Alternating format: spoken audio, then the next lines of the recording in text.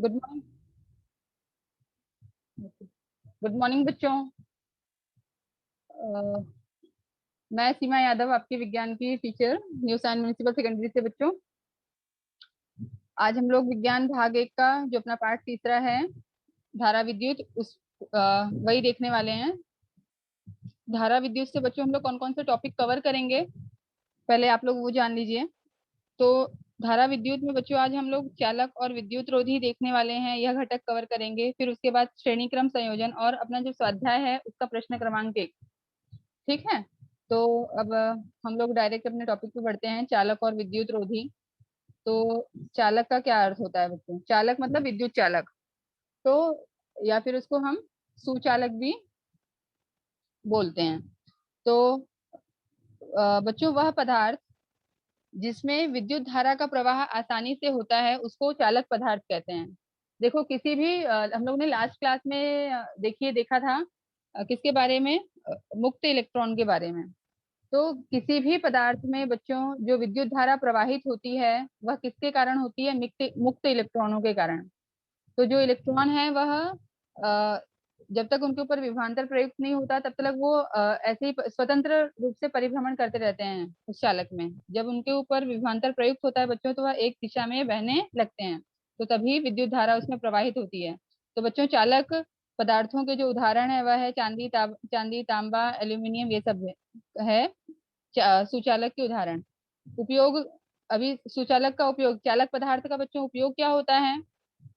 चालक पदार्थ का जो उपयोग होता है वह विद्युत धारा के प्रवाह के लिए और विद्युत चलित उपकरणों के निर्माण में, मतलब हमारे जो विद्युत उपकरण हमारे घर में यूज होते हैं ना बच्चों, पंखा, टीवी, मिक्सर, फ्रिज, इन सभी को इन सभी उपकरणों के निर्माण में, क्योंकि देखो अंदर वायरिंग होती है, तो जो वायर के अंदर जो पदार्थ होता है वह अपना तांबे का मटेरियल होता है, तांबा से ही तार जो बनता है। तो इस तरह से विद्युत चलित उपकरणों के निर्माण में चालक पदार्थ का जो है बच्चों वह उपयोग होता है। तो ये हो गया चालक के बारे में, चालक पदार्थ के, या फिर सुचालक आप कह लीजिए, सुचालक पदार्थ के बारे में। अब हम लोग विद्युत रोधी पदार्थ के बारे में जानेंगे कि विद्युत रोधी पदार्थ क्या होते हैं। तो विद्युत रोधी पदार्थ बच्चों सामान्यतः वह पदार्थ होते हैं जिनमें से विद्युत धारा प्रवाहित नहीं होती। हमारा जो शब्द है विद्युत रोधी, रोधी मतलब रुकावट उत्पन्न करना। तो विद्युत धारा के प्रवाह में जो रुकावट उत्पन्न करें, तो वही जो वह पदार्थ जो होते हैं बच्चों विद्युत रोधी होते हैं। तो अब अ, तो ऐसे पदार्थ को हम विद्युत रोधी पदार्थ कहते हैं बच्चों। ऐसे पदार्थों की प्रतिरोधकता जो है बहुत ज्यादा होती है। उदाहरण क्या है? रबड़, शुष्क लकड़ी और कांच इत्यादि। तो अभी विद्युत रोधी या फिर आप कुचालक भी कह लेंगे तो कुछ गलत नहीं होगा। तो अब इन पदार्थों में बच्चों विद्युत धारा क्यों नहीं प्रवाहित होती है? क्योंकि इनमें जो है मुक्त इलेक्ट्रॉन वह उपस्थित नहीं होते हैं, या फिर बहुत इनकी संख्या बहुत बहुत कम होती है। तो इसलिए इन पदार्थों की प्रतिरोधकता जो है वह बहुत अधिक होती है। रबड़, शुष्क लकड़ी, कांच, प्लास्टिक, ये सारे जो पदार्थ हैं हमारे क्या हैं? विद्युत रोधी पदार्थ होते हैं। अब एक प्रश्न है बच्चों कि पदार्थ चालक या विद्युत रोधी क्यों होते हैं? तो देखो, किसी भी पदार्थ के सुचालक और कुचालक होने के पीछे कौन रिस्पॉन्सिबल होता है बच्चों? मुक्त इलेक्ट्रॉन। अगर किसी भी पदार्थ में, और मुक्त इलेक्ट्रॉन मतलब उस पदार्थ की जो संरचना होती है बच्चों, यह उस पर भी निर्भर करता है। संरचना मतलब यदि उसके अंदर बच्चों मुक्त इलेक्ट्रॉन पाए जाते हैं तो वह पदार्थ विद्युत चालक होगा, अन्यथा नहीं होगा। तो किसी भी पदार्थ के सुचालक या कुचालक होने के लिए होना जो है यह पूरी तरह से उसकी संरचना पर निर्भर करता है। यदि उसके अंदर मुक्त इलेक्ट्रॉन पाए जाएंगे तभी वह चालक जो है क्या होगा, मतलब जब मुक्त इलेक्ट्रॉन होगा तभी वह सुचालक होगा, नहीं तो फिर विद्युत रोधी होता है। फिर एक और प्रश्न है बच्चों कि अपना शरीर विद्युत चालक क्यों होता है? अपना शरीर जो है देखिए ना, हम लोगों को विद्युत का झटका लगता है कि नहीं? अगर देखिए गीले हाथों से या फिर कभी मान लीजिए जितने भी विद्युत उपकरण अपने घर में होते हैं, जैसे कि मिक्सर, प्रेस, आयरन, कभी अगर कहीं वायर वगैरह कटा हो और हमारा हाथ वहां देखिए टच हो जाता है, तो हम लोगों को इलेक्ट्रिक शॉक लगता है। तो ऐसा क्यों होता है? तो यही प्रश्न पूछा है कि हमारा शरीर विद्युत चालक क्यों है। तो इसलिए है बच्चों, क्योंकि जब हमारे शरीर पर विद्युत विभवांतर प्रयुक्त होता है, तो गमन करने वाले धनात्मक तथा ऋणात्मक विद्युत आवेश अपने शरीर में होते हैं। तो वह क्या करते हैं, विद्युत विभवांतर प्रयुक्त करने पर जो धनात्मक और ऋणात्मक आवेश है वह गमन करने लगते हैं, और इसलिए हम लोगों को इलेक्ट्रिक शॉक लगता है। ठीक है, तो यह जो है कारण है। अब हम लोग, तो आई थिंक ये सभी को क्लियर होगा कि क्यों हम लोगों को इलेक्ट्रिक शॉक लगता है बच्चों। क्योंकि हमारे शरीर में धनात्मक और ऋणात्मक आवेश होते हैं, जब उनको विद्युत विभवांतर मिलता है तो वो मूव करने लगते हैं, और तब हमको वह बिजली का झटका महसूस होता है। अब आगे हम लोग देखेंगे बच्चों प्रतिरोध, कि प्रतिरोध को कैसे किसी परिपथ में संयोजित किया जाता है। तो प्रतिरोध का संयोजन क्या होता है, पहले हम लोग वो देख लेते हैं कि जब दो अथवा दो से अधिक प्रतिरोधों को एक साथ जोड़ा जाता है, तो उसे क्या कहते हैं, प्रतिरोधों का संयोजन कहते हैं। श्रेणी क्रम में तो प्रतिरोध को बच्चों दो तरह से, दो विधि से संयोजित कर सकते हैं। पहला है श्रेणी क्रम में प्रतिरोधों का संयोजन, और दूसरा है समांतर क्रम में प्रतिरोधों का संयोजन। ठीक है, जो प्रतिरोध है बच्चों, किसी भी विद्युत परिपथ में प्रतिरोध को जो है, जब दो या दो से अधिक प्रतिरोध को एक साथ हम जोड़ते हैं, उसे ही हम प्रतिरोध का क्या कहते हैं, संयोजन कहते हैं। और प्रतिरोधों को हम दो तरीके से संयोजित कर सकते हैं। पहला है श्रेणी क्रम और दूसरा है समांतर क्रम। तो अभी हम लोग देखते हैं श्रेणी क्रम में किस तरह से। तो आज हम लोग जो कवर करने वाले हैं बच्चों, वो है श्रेणी क्रम। ठीक है, तो श्रेणी क्रम में किस प्रकार प्रतिरोधों का संयोजन होता है वो हम लोग देखेंगे। यहाँ पे देखिए कि क्या बोला गया है कि श्रेणी क्रम संयोजन में प्रतिरोधों को इस प्रकार जोड़ा जाता है कि प्रत्येक प्रतिरोध का दूसरा सिरा, मतलब ये वाला हिस्सा, प्रत्येक प्रतिरोध का दूसरा सिरा अगले वाले प्रतिरोध, मतलब अगला प्रतिरोध मतलब ये अगले वाले प्रतिरोध के पहले सिरे से जुड़ा हो। इस प्रकार के संयोजन में सभी प्रतिरोधों में से एक ही विद्युत धारा प्रवाहित होती है। पहली बात तो बच्चों मैं आप लोगों को बता दूं कि हम लोग जब सर्किट डायग्राम ड्रॉ करते हैं, विद्युत परिपथ कोई भी मान लीजिए बनाते हैं, तो उसमें हम लोग प्रतिरोध को इस तरह के चिन्ह के द्वारा दर्शाते हैं। मैं यहाँ पे ऐसे बता दूं, ऐसे करके ये जो है, ये ये जो है बच्चों, ये परिपथ में प्रतिरोध को दर्शाने के लिए इस प्रकार के चिन्ह का उपयोग किया जाता है।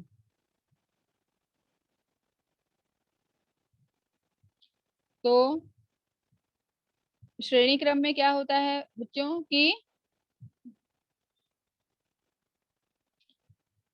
जो प्रत्येक प्रतिरोध का, जो ये पहला प्रतिरोध है बच्चों, इसका यह दूसरा सिरा जो है वह दूसरे प्रतिरोध के पहले वाले सिरे से क्या होता है, जुड़ता है। और फिर उसके बाद अगला जो प्रतिरोध है कि दूसरे प्रतिरोध का ये अगला हिस्सा तीसरे प्रतिरोध के पहले सिरे से क्या होता है, जुड़ता है।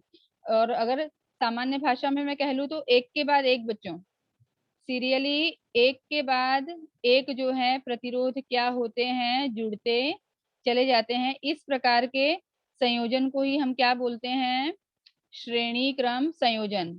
और एक बात ध्यान में रखनी है कि श्रेणी क्रम में बच्चों विद्युत धारा जो है वह, मतलब विद्युत धारा का एक ही प्रवाह होता है। विद्युत धारा का एक ही प्रवाह होता है। आगे हम लोग देखेंगे बच्चों ये इसका परिपथ, विद्युत परिपथ देखिए, तब हम कुछ आप लोगों को क्लियर होगा कि श्रेणी क्रम संयोजन में किस प्रकार प्रतिरोधों को संयोजित करते हैं। तो बच्चों ये प्रतिरोध का श्रेणी क्रम संयोजन है। अब ये देखिए इस विद्युत परिपथ में क्या क्या है वो मैं आप लोगों को बता दूं। तो सबसे पहले जो है ये क्या है, हमारी बैटरी है, इस तरफ प्लस होता है और ये माइनस होता है। ठीक है, ये हमारी कुंजी है, बटन है जिसको हम दबाकर स्विच को क्या करते हैं, बंद चालू करते हैं। फिर ये हो गया बच्चों सेल, ये हमारा सेल है। ठीक है, उसके बाद ये हो गई कुंजी। कुंजी मतलब आपका स्विच, जो आपके देखिए घर में बोर्ड होता है, उसको हम बटन दबाकर बंद चालू करते हैं ना, आपका जो भी फैन है, लाइट है, जो भी उपकरण है वो। फिर उसके बाद बच्चों ये क्या है, एमीटर। ये क्या है, एमीटर है। एमीटर बच्चों किसी भी विद्युत परिपथ में विद्युत धारा का मापन करने का यंत्र है।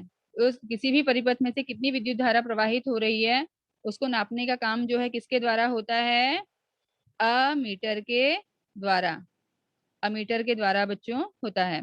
उसके बाद देखिए यहाँ पे 3 प्रतिरोध संयोजित किए गए हैं और इनके बीच जो है बिंदु सी और ये डी के बीच में जो है यह विभवांतर यहाँ पर प्रयुक्त किया गया है, जिसको वी के द्वारा दर्शाया गया है। ठीक है, तो अब यहाँ पे R1, R2 और R3 बच्चों ये क्या है, यह 3 अलग अलग प्रतिरोध हैं जिनको एक के बाद एक लगाया गया है। और आप लोग और एक चीज को नोटिस करिए कि देखिए R1 का ये जो दूसरा सिरा है वह R2 के पहले सिरे से जुड़ा हुआ है। ठीक है, और फिर R2 का ये दूसरा सिरा R3 के पहले सिरे से जुड़ा हुआ है। तो इस तरह से ये दोनों, ये सब क्या है, सीरियली बच्चों श्रेणी में क्या है, जुड़े हुए हैं। इसीलिए इस संयोजन को जो नाम दिया गया है वह श्रेणी, एक सीरियल वाइज ये सारे प्रतिरोध क्या हैं, जुड़े हैं। और तो ये हो गया बच्चों विद्युत परिपथ।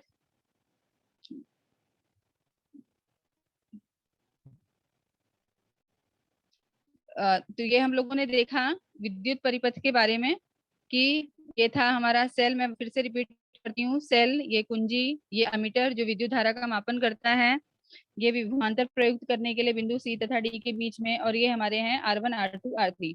तो अब हम लोगों को इस परिपथ में क्या ज्ञात करना है बच्चों, परिणामी प्रतिरोध। क्या ज्ञात करना है कि इस परिपथ का कुल प्रतिरोध कितना है। तो इसको ज्ञात करने के लिए बच्चों हम लोग एक समीकरण के माध्यम से देखेंगे कि किस तरह से हम लोग तुल्य प्रतिरोध या फिर परिणामी प्रतिरोध को ज्ञात करेंगे। आगे जाते हैं। तो ये है बच्चों कि समीकरण है, देख लीजिए, ध्यान ध्यान दीजिए यहाँ पर कि देखो V1, V2 और V3 जो है यह क्या है, विभवांतर है। ठीक है, क्रमशः R1, R2, R3 के प्रत्येक प्रतिरोध के सिरों के बीच का क्या है, यह विभवांतर है। ठीक है, तो अभी यहाँ पर देखिए ये 3 प्रतिरोध है, तो इनके बीच में जो विभवांतर है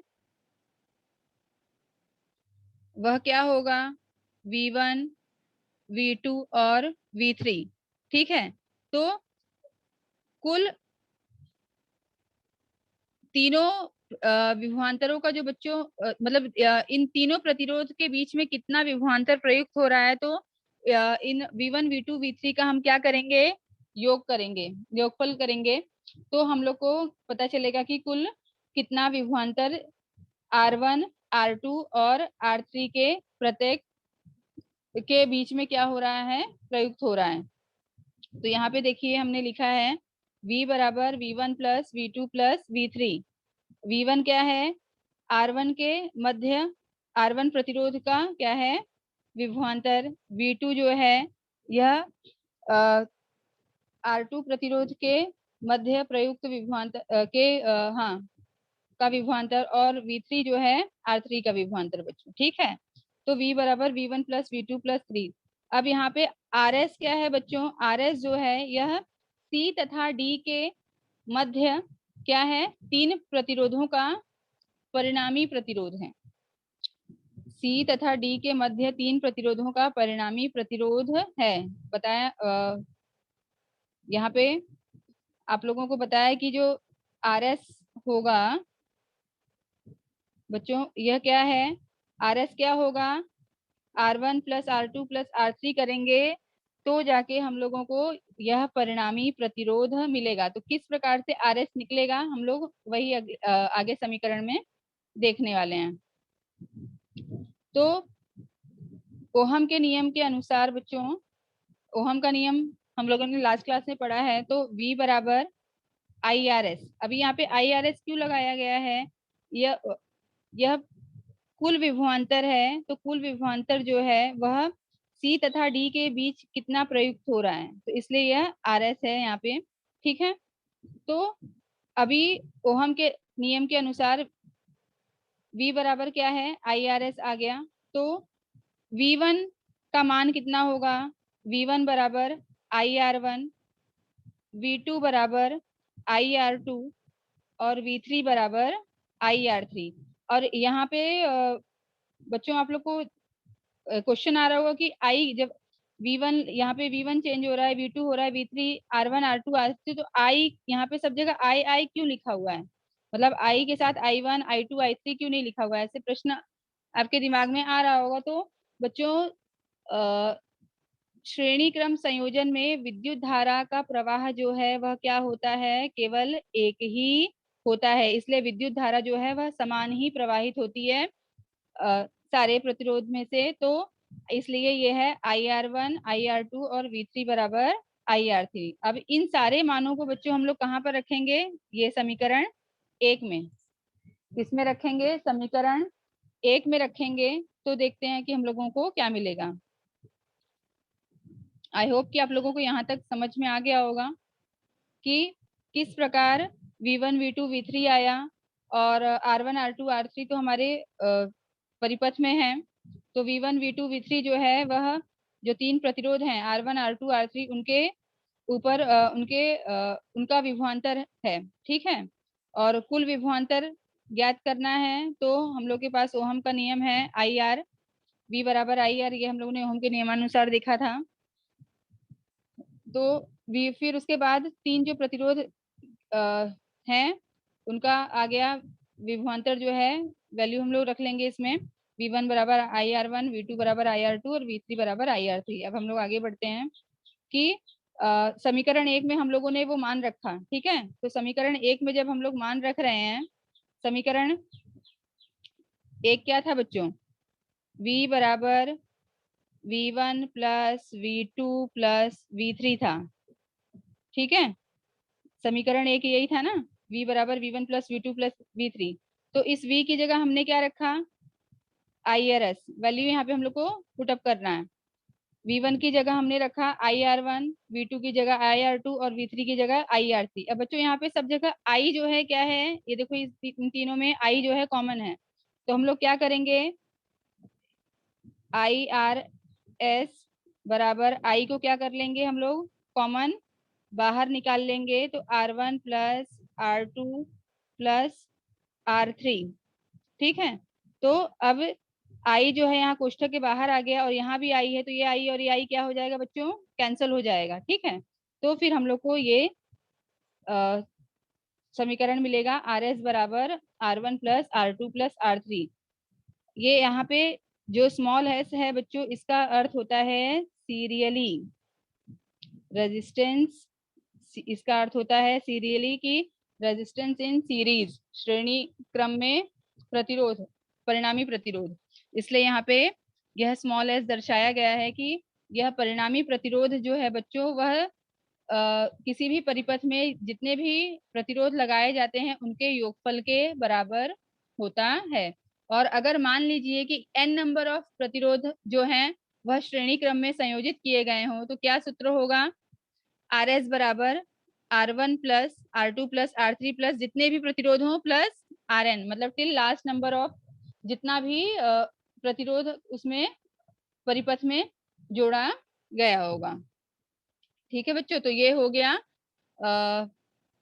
श्रेणी क्रम संयोजन, और यह उसका था समीकरण की इस तरह से हम लोगों को यह सूत्र मिलता है, आर एस बराबर R1 plus R2 plus R3। और इसी सूत्र का बच्चों उपयोग हम लोगों को श्रेणी क्रम संयोजन पर आधारित प्रश्न हल करने के लिए करना है। ठीक है, अब इसके ऊपर जो आधारित उदाहरण है बच्चों वो हम लोग देख लेते हैं।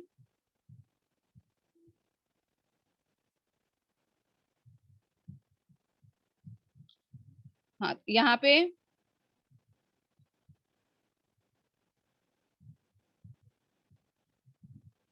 कुछ बातें हैं जो हम लोग को देखनी है श्रेणी क्रम संयोजन की पहले, कि मतलब जितना हम लोगों ने देखा परिपथ की विद्युत परिपथ की आकृति और उसके बाद का समीकरण, तो कौन से निष्कर्ष सामने आए कि प्रत्येक प्रतिरोधक में से जो है वह समान विद्युत धारा क्या होती है, प्रवाहित होती है। उसके बाद प्रतिरोधकों के श्रेणी क्रम संयोजन का परिणामी प्रतिरोध जो है संयोजन के सभी प्रतिरोधों के योगफल के बराबर होता है। बच्चों मैंने आप लोगों को बताया कि किसी भी परिपथ में जितने भी प्रतिरोधक जोड़े गए होंगे उन सभी का योगफल जो है वह क्या होगा, परिणामी प्रतिरोध होता है। संयोजन के दोनों सिरों के मध्य प्रयुक्त विभवांतर प्रत्येक प्रतिरोध के सिरों के मध्य प्रयुक्त विभवांतर के योगफल के बराबर होता है। इस स्टेटमेंट का क्या अर्थ है बच्चों कि एक मैं रफ ऐसे डायग्राम बता रही हूँ, पूरी परिपथ की आकृति नहीं है बच्चों। तो मान लीजिए ये हमारा R1, R2 और R3 है। अब इन सभी के बीच में जो विभवांतर प्रयुक्त हो रहा है V1, V2 और V3, तो इनके बीच जो पूरा प्रयुक्त विभवांतर है इन तीनों प्रतिरोधों के बीच, वह क्या होता है, वह सभी प्रतिरोधक के सिरों के मध्य प्रयुक्त विभवांतर के क्या होता है, योगफल के बराबर होता है। अभी चौथा स्टेटमेंट हम देखेंगे कि प्रतिरोधक के श्रेणी क्रम संयोजन का परिणामी प्रतिरोध उस संयोजन के प्रत्येक प्रतिरोधक के प्रतिरोध से अधिक होता है। इसका अर्थ क्या है बच्चों कि जो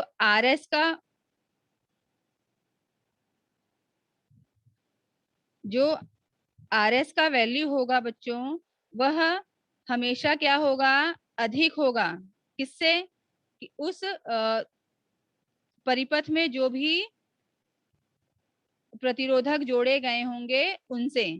क्यों, क्योंकि RS क्या होता है, इन दोनों के बीच का योगफल है ना। तो ऑब्वियसली कि ये जो है यह RS जो है इन दोनों से क्या होगा, अलग अलग अगर हम देखेंगे तो अधिक होता है। तो प्रतिरोधकों के श्रेणी क्रम संयोजन का परिणामी प्रतिरोध उस संयोजन के प्रत्येक प्रतिरोधक के प्रतिरोध से क्या होता है, अधिक होता है।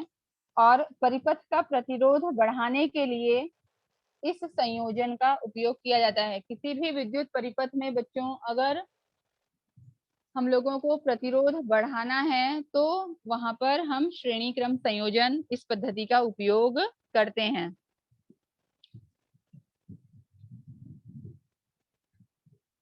तो यहाँ पर मैं आप लोगों को और एक बात बता दूं कि देखिए, अगर मान लीजिए कि एक ही बल्ब है, एक ही परिपथ में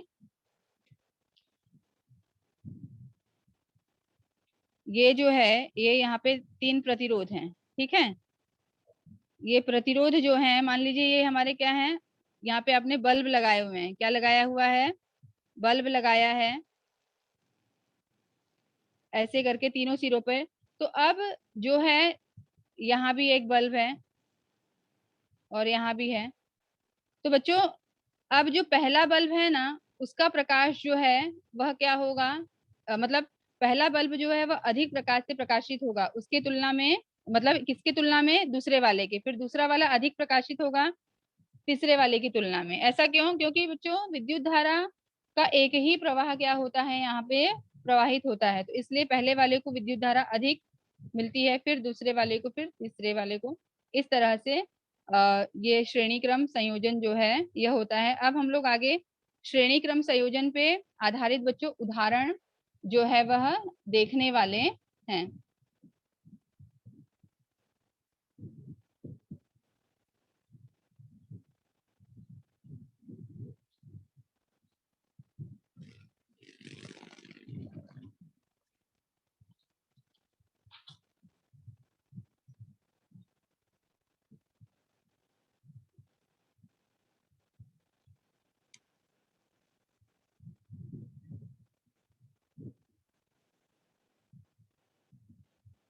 हाँ तो बच्चों देखो यहाँ पे अब हम लोग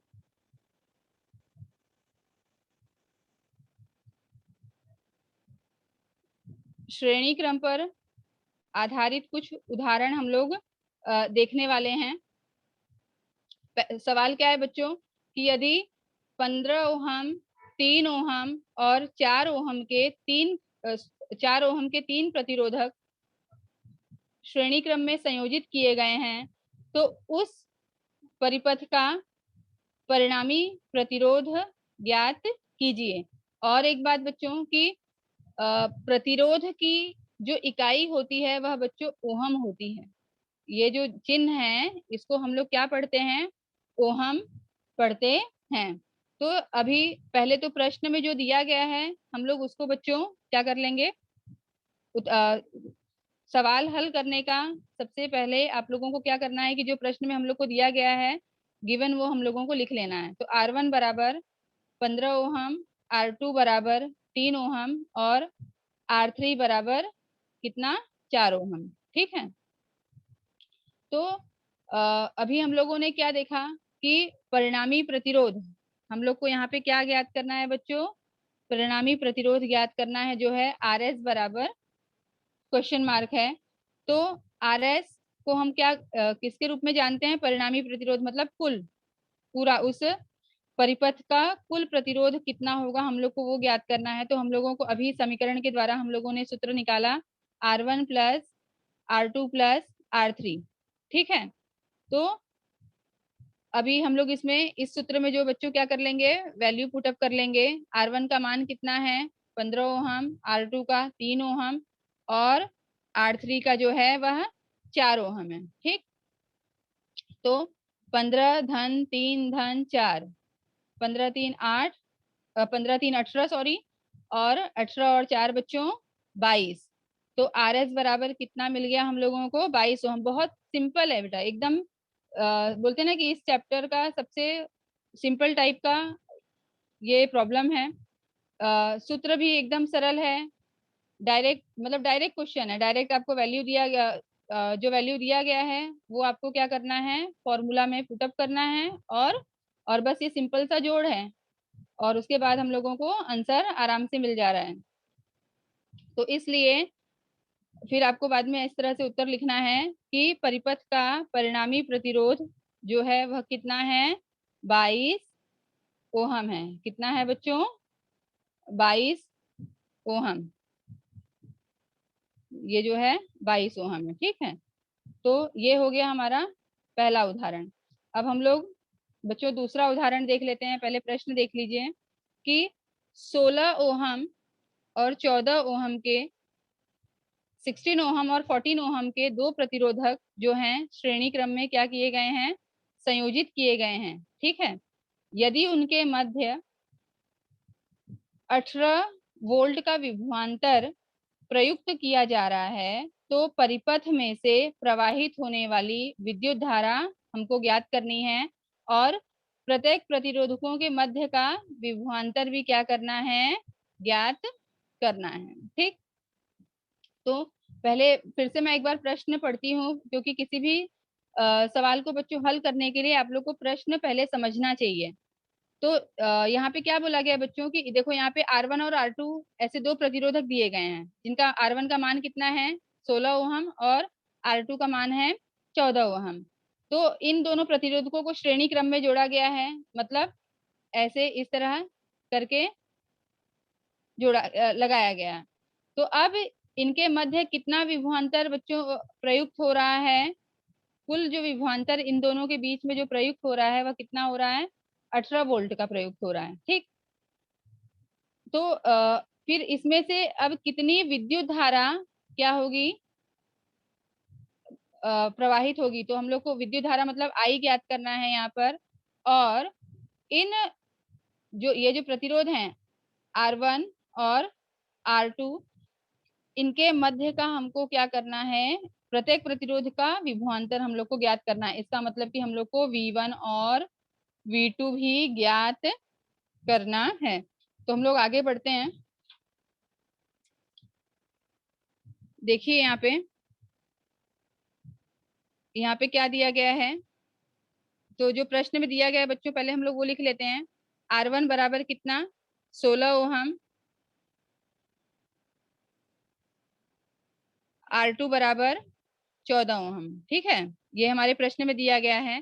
तो पहले हम लोग क्या करेंगे बच्चों, हम लोग पहले परिणामी प्रतिरोध निकालेंगे। सूत्र बहुत सिंपल है, अभी हम लोगों ने देखा। RS बराबर R1 धन R2। ठीक है, R1 प्लस R2 हो गया। वैल्यू पुटअप कर लीजिए इसमें। एक मिनट, यहाँ पे जो है वैल्यू मैंने क्रॉस में लिख दी है, तो इसको मैं कट करके यहाँ पे क्या लिखूंगी? R1 जो है 16 और ये R2 14। तो कितना आ गया? 6 4 10 के 0, हाथ से लगे 1 1 1 2 और 1 3, तो 30 ओहम हम लोगों को क्या आया उत्तर। यहाँ पे खाली वैल्यूज का प्लेस जो है इंटरचेंज हो गया था। ठीक है, तो 16 धन 14 ये है R1 का मान, R2 का, इसको हमने क्या किया? ऐड किया बच्चों। अब हम लोग क्या देखेंगे कि अ, अब यहाँ पे हम लोग को प्रश्न में क्या पूछा है कि विद्युत धारा कितनी प्रवाहित हो रही है। तो माना कि परिपथ में से प्रवाहित होने वाली जो विद्युत धारा है वो क्या है बच्चों? I है। तथा प्रतिरोधकों 16 ओहम और 14 ओहम के प्रतिरोधकों के मध्य के विभवांतर क्रमशः क्या है? V1 और V2 हैं। क्या है? V1 और V2 है बच्चों। तो हम लोग देखेंगे ओहम का नियम बच्चों बताइए आप लोगों को। V बराबर IR, ओहम के नियमानुसार V बराबर क्या है? IR। और हम लोग को क्वेश्चन में इस V का मान दिया गया है। ये जो कुल विभवांतर दोनों प्रतिरोधकों के मध्य कितना विभवांतर कुल प्रयुक्त हो रहा है, उसका वैल्यू हमको दिया गया है V1 प्लस V2 बराबर 18 वोल्ट। लेकिन हम लोग को यहाँ पे V1 और V2 का वैल्यू निकालना है। हम लोग को ये नहीं पता है कि इसके ऊपर कितना विभवान, ये मतलब यहाँ पर कितना विभवांतर है और यहाँ पे कितना है, लेकिन हम लोग को दोनों का टोटल पता है। ये टोटल हम लोग को क्वेश्चन में इसका वैल्यू दिया गया है। तो अभी हम लोग को ज्ञात क्या करना है? V1 और V2 ज्ञात करना है। तो सब उसके पहले हम लोग I का वैल्यू निकालेंगे बच्चों। तो सबसे पहले हम लोग विद्युत धारा ज्ञात करेंगे, तभी जाके हम लोग ये निकाल पाएंगे। क्यों? क्योंकि यहाँ पे हम लोग को देखो R पता ही है। RS जो है यहाँ पे कितना है? 30 ओहम। तो R का वैल्यू पता है। अब हम लोग यहाँ पे I निकालेंगे। तो ओहम के नियमानुसार V बराबर IR, हम लोग को I का मान निकालना है। तो I हम लोग बराबर के इस तरफ लिख लिए। तो V बटे, और R यहाँ पे क्या था? गुणे में था। बराबर के इस तरफ जाएगा तो क्या हो गया? बटे में आ गया, मतलब भाग में। तो 18 बटे 30। अब इसको हल कैसे करेंगे बच्चों? आपको किसी भी, देखो जब आपके पास ऐसा भिन्न है और इन संख्याओं को काटना है, तो आपको किसी एक ही पहाड़े में क्या करना होता है? काटना होता है। तो इसको हम लोग किसके पहाड़े में काटेंगे? 6 के। 6 तिया 18, 6 पचे 30, 3/5 आ गया। अब हम लोग को क्या करना है? इसकी 5 का जो भाग है वो किस में देना है? 3 में देना है। तो मैं यहाँ पे साइड में रफ करती हूँ आप लोग को समझने के लिए। अभी 3 जो है वो क्या है? 5 से छोटी संख्या है, तो हम लोग यहाँ पे 0 लगाएंगे बच्चों। तो 0 लगा दिया तो ऊपर क्या लग जाएगा? दशमलव लग गया। फिर अब 5 का पहाड़ा पढ़ लो, कितने बार पढ़ोगे कि 30 आएगा? 6 बार। तो 5 छंग 30 आ गया। यहाँ पे 0 और यहाँ पे ऊपर लिख लो दशमलव के 6, तो 0.6। तो इस तरह से हम लोग 5 से जब 3 को 5 से काटेंगे बच्चों, तो हमको जो उत्तर मिल रहा है वो कितना मिल रहा है? 0.6। मैंने आप लोग को ये भाग यहाँ पे करके दिखाया ताकि आपको ये समझ में आए कि किस तरह से ये मैडम ने किया। तो फिर तो अब बच्चों आई का जो वैल्यू है, आई मतलब क्या है हमारी, यह है विद्युत धारा। विद्युत धारा को हम लोग कैपिटल आई के द्वारा दर्शाते हैं। तो विद्युत धारा बराबर आई 0.6 एम्पियर, और विद्युत धारा की इकाई क्या है बच्चों, एम्पियर होती है। विद्युत धारा की इकाई क्या होती है, एम्पियर। तो ये हो गया विद्युत धारा। ये हमारे प्रश्न का में जो पहले पूछा था कि कितनी विद्युत धारा प्रवाहित होगी, तो 0.6 एम्पियर विद्युत धारा प्रवाहित होगी। अब हम लोग को क्या ज्ञात करना है, ये V1 और V2 ज्ञात करना है। तो सेम V1 बराबर IR1, अगेन ओहम के नियम का ही उपयोग करेंगे। तो V1 का मान निकालने के लिए बच्चों हम लोग को अभी देखो यहाँ पे आई का मान अभी हम लोगों ने निकाला, तो यहाँ पे देखो ये जो सूत्र है इसमें दोनों का वैल्यू हम लोग को पता है। आई का मान जस्ट अभी निकाला, और R1 का मान जो है, R1 मतलब कुल परिणामी प्रतिरोध, ये प्रश्न में दिया गया है। R1 बराबर कितना, 16 ओहम। R1 बराबर कितना दिया गया है बच्चों, 16 ओहम दिया गया है। तो 0.6 गुणे 16, सिंपल कैलकुलेशन है, आपको पहाड़ा 16 का आता ही होगा। 16 छंग 96, यहाँ पे दशमलव के बाद एक अंक है, तो इसलिए यहाँ पे पीछे से एक अंक के पहले हम लोग क्या लगा लेते हैं, दशमलव। तो कितना उत्तर मिला हम लोग को, 9.6 वोल्ट। विभवांतर की जो इकाई है क्या है, वह वोल्ट है। तो इस तरह से हम लोगों को V1 का वैल्यू मिला कि V1 कितना है बच्चों, 9.6 वोल्ट। अब इसी प्रकार हम लोग को V2 भी ज्ञात करना है। V2 बराबर IR2। आई का मान अगेन सेम जो यहाँ पे मिला 0.6, वही हम लोग को रखना है। और R2 जो हमारे प्रश्न में यहाँ पे है 14 ओहम। तो 0.6 गुणे R2 की जगह हम क्या लिखेंगे, 14, और फिर 14 छंग कितना होता है बच्चों, 14 पचे 70, और 14 छंग 84। तो और यहाँ पे दशमलव के बाद अगेन एक अंक है, तो पीछे से एक अंक के पहले दशमलव लगा लेंगे, 8.4 वोल्ट। तो ये आ गया V2 का मान।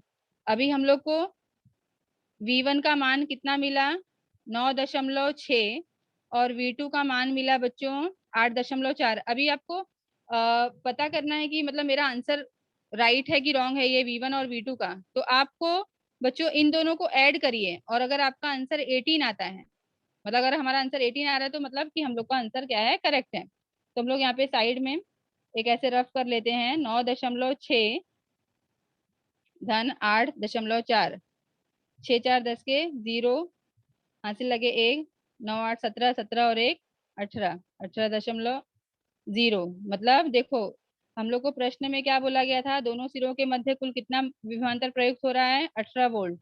और अपना जो V1 और V2 का वैल्यू आया उसका भी जोड़ कितना है, 18। तो इसका मतलब कि हमारा यह जो उत्तर है ये क्या है, सही है। तो इस तरह से हम लोग ने श्रेणी क्रम पर संयोजित बच्चों उदाहरण देखा। अब आगे हम लोग देखेंगे स्वाध्याय पर जो आधारित अगेन प्रश्न है वो।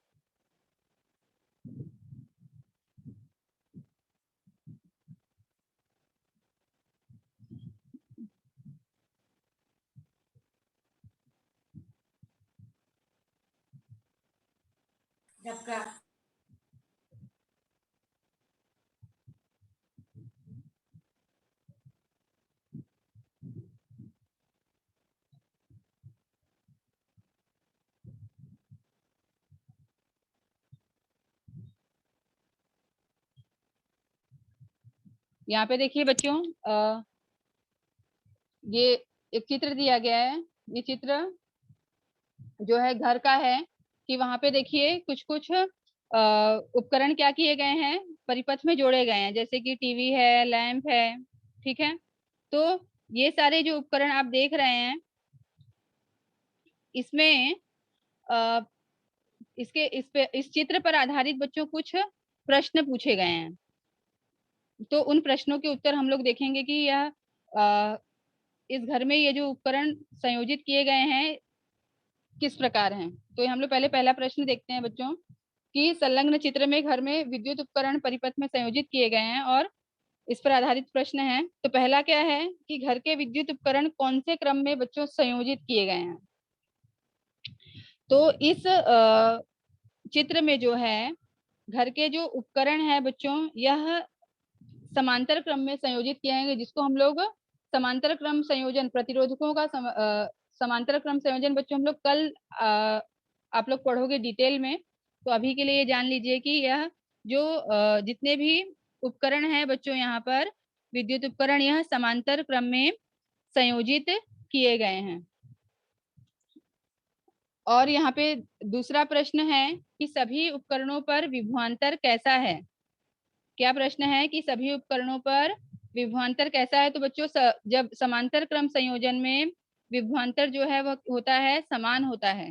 सभी समांतर क्रम संयोजन में सभी उपकरणों पर विभवांतर समान रहेगा। तीसरा प्रश्न है कि क्या उपकरणों में से प्रवाहित होने वाली विद्युत धारा समान होगी। इस उत्तर का समर्थन करना है। तो पहली बात तो बच्चों मैं आप लोगों को बताऊं कि देखो हम लोग के पास क्या है, V बराबर IR, ये सूत्र है ना। तो अब यहाँ पे देखिए विभवांतर समान होता है और प्रतिरोधक क्या होता है, भिन्न भिन्न होता है। I बराबर V बटे R, विद्युत धारा निकालनी है। तो यहाँ पे क्या होता है कि विभवांतर तो समान है, लेकिन इसका वैल्यू जो है हर उपकरण में, ये जो जितने भी उपकरण यहाँ पे लैंप लगाया गया है, टीवी लगाया गया है, ये सब जो लगाए गए हैं, रेडियो है, तो यहाँ पे क्या होता है बच्चों की हर विद्युत उपकरण का प्रतिरोध जो है वह क्या होता है, भिन्न भिन्न होता है। तो इसलिए इसमें से जो इन उपकरणों में से जो विद्युत धारा प्रवाहित होगी वह भी क्या होगी, भिन्न भिन्न होगी। और फिर चौथा प्रश्न है बच्चों कि घर में विद्युत परिपथ का संयोजन इस पद्धति द्वारा क्यों किया जाता है।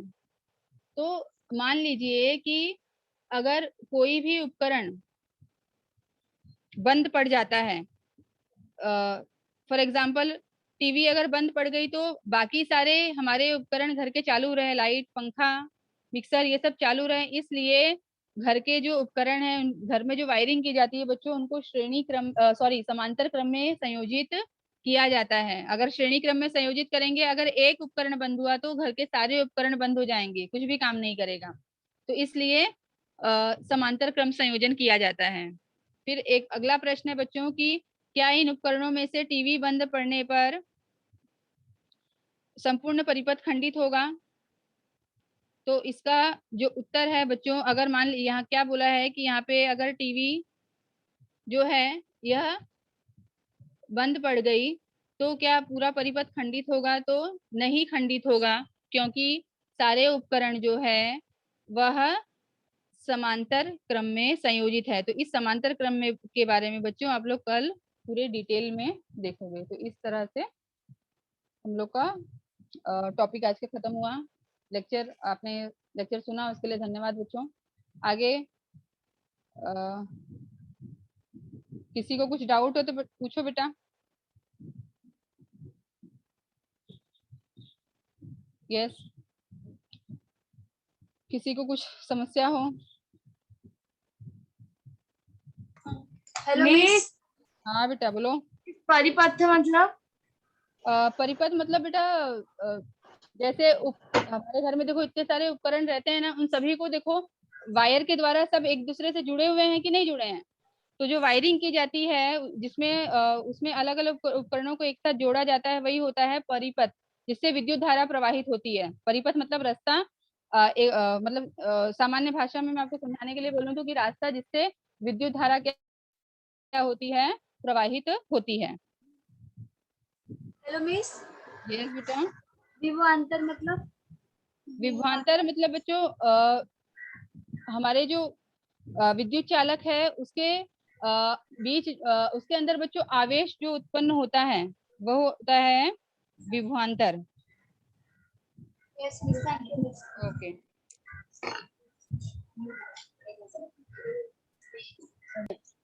टीचर प्रश्न उत्तर लिखना है वाला। क्या बेटा? हाँ प्रश्नोत्तर लिखना ही है ना। ठीक है टीचर।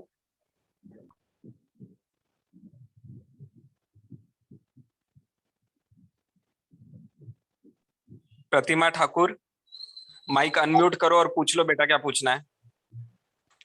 Hello teacher. हाँ बेटा टीचर बोलो। ये क्वेश्चन आंसर आपने बताया, वो दूसरा वाला फिर से बताइए ना। कौन सा वाला बेटा? ये जो अभी बताया ना,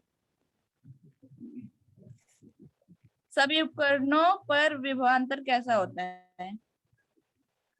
अच्छा, ये जो चित्र वाला उदाहरण था। हाँ टीचर। अच्छा, तो बच्चों सभी उपकरणों पर जो विभवांतर है वह क्या होगा? समान ही रहेगा, क्योंकि ये सारे जो उपकरण ये समांतर क्रम में संयोजित हैं। ठीक है। Yes teacher. ओके। और किसी को कुछ डाउट हो पूछिए।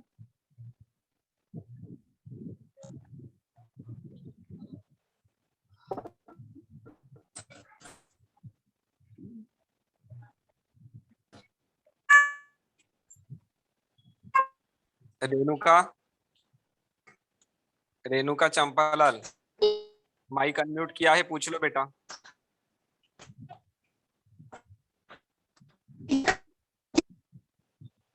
आवाज ब्रेक हो रहा है आपका। हेलो। प्रतिमा ठाकुर, कुछ पूछना है आपको?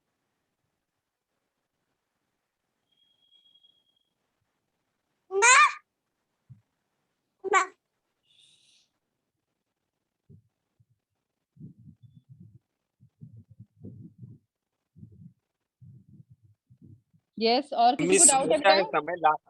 अभी किसी के रेज हैंड नहीं है मिस, आप लास्ट स्टेटमेंट दीजिए और क्लास एंड कर दीजिए। Okay sir, okay. तो बच्चों आज हम लोगों ने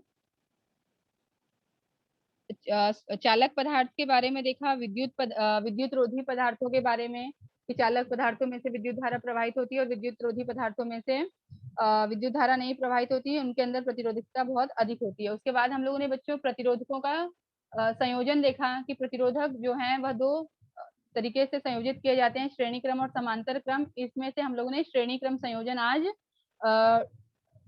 डिटेल में देखा, उसका किस तरह से उसका सूत्र निकलता है, उसका समीकरण देखा और उस पर आधारित उदाहरण हल किए। ठीक है, तो इस तरह आज हम लोगों ने प्रतिरोधकों का श्रेणी क्रम संयोजन देखा। धन्यवाद।